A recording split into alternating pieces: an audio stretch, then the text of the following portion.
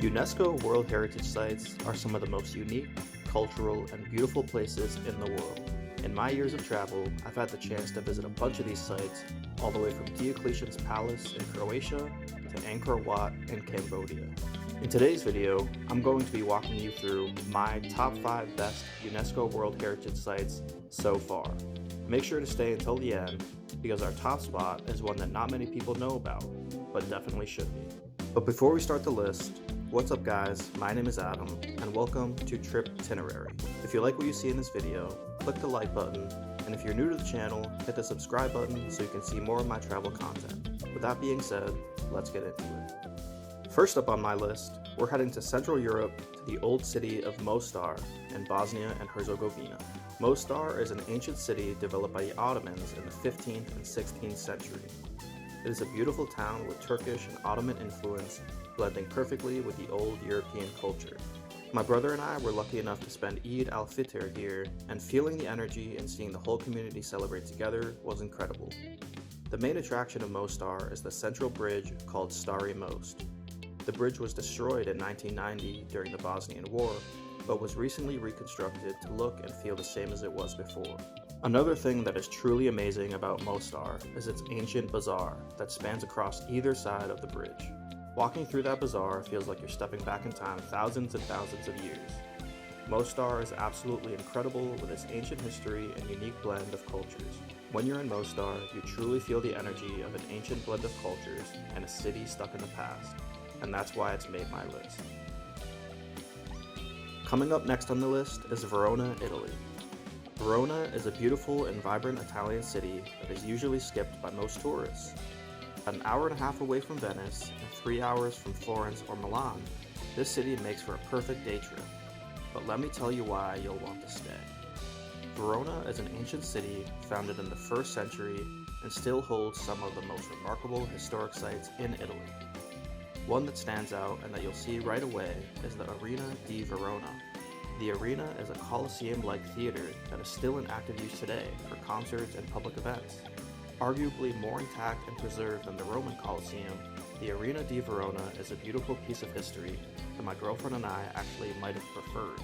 Speaking of that, during our Italy trip, my girlfriend and I were craving that sweet Italian charm, local eats, and the history to go with it. But of course, without the crowds. Verona checked all of those boxes and more. It really is a beautiful place to see the real Italy, with history, culture, and beautiful scenery to put the cherry on the sundae. Up next at number 3, we're heading back to Central Europe to the beautiful country of Croatia, but more specifically, the Plitvice Lakes National Park. This national park is hands down one of the best national parks on the planet. Once you enter the park, it's like you've been transported onto a different planet made of lush greenery, beautiful turquoise waters, and tens of hundreds of majestic waterfalls. I mean, just take a look at these pictures really quick. The water in these lakes have been flowing over limestone and chalk for thousands of years, naturally creating dams and in turn these beautiful waterfalls. These geological processes continue each and every day, so when you visit the park, you are literally watching the earth change its shape. And for our wildlife enthusiasts, the park is naturally home to wolves, bears, and many rare bird species like the collared flycatcher. The Plitvice Lakes National Park is so amazing it's hard to describe, but if you want to walk on water and immerse yourself in one of the most naturally wonderful places on earth, Plitvice Lakes National Park is for you.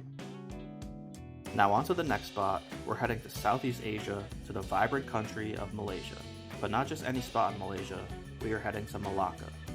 Malacca is a beautiful cultural hotspot on the Straits of Malacca along Malaysia's western coast. What makes Malacca so special is the blend of people, culture, and history here.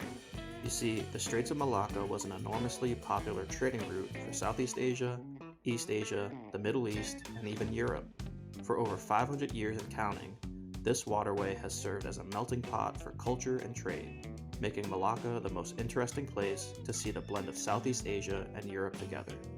This blend of Europe and Asia has endowed the cities and towns with a multicultural heritage that is both tangible and intangible. Walk down the streets and you'll see buildings, mosques, churches, squares, and even fortifications that demonstrate the Malay, Portuguese, and Dutch influence. Talk to the local people, and you'll see the influences from around the world firsthand. Now, I may be biased as a person that was born and raised in Malaysia, but from the unique Malaccan clothes that people wear, to the European architecture, and to having some of the best food in the world, Malacca is an absolutely amazing, colorful, and important must-see UNESCO World Heritage Site that you need to add to your list. Now, coming up last, and definitely not least, at our top spot, we are traveling to the ancient city of Angkor, located in the heart of Cambodia. Known as the 8th wonder of the world, Angkor usually goes unnoticed by many because of its narrow miss making the top 7. However, Angkor is truly a special place that you will want to experience by the end of this video. Angkor was the ancient capital city of the Khmer Kingdom that ruled from the 9th to 15th centuries, and today it is a breathtaking archaeological park spanning over 400 kilometers and containing scores of ancient temples, ancient hydraulic structures like basins, reservoirs, and canals, and ancient communication routes. Angkor's most famous site is the ancient Hindu temple of Angkor Wat, which is measured as the largest religious structure in the world at around 1.6 kilometers. The style of the temple is an amazing example of ancient Khmer architecture and is even featured on the center of the Cambodian flag. What's really cool about this site is that you are free to explore it as you please, like it is a true park. When you are there, it feels like you are really walking through and living in an ancient world. Not impressed yet? Here's why I'm so convinced about Angkor. I went there when I was a 3 or 4-year-old kid, and walking up the Angkor Wat steps is a core memory that I can still replay in my mind today. Angkor is truly special and is nothing like anything else in this world. I hope to go back one day and relive my memory of climbing up those steep temple stairs.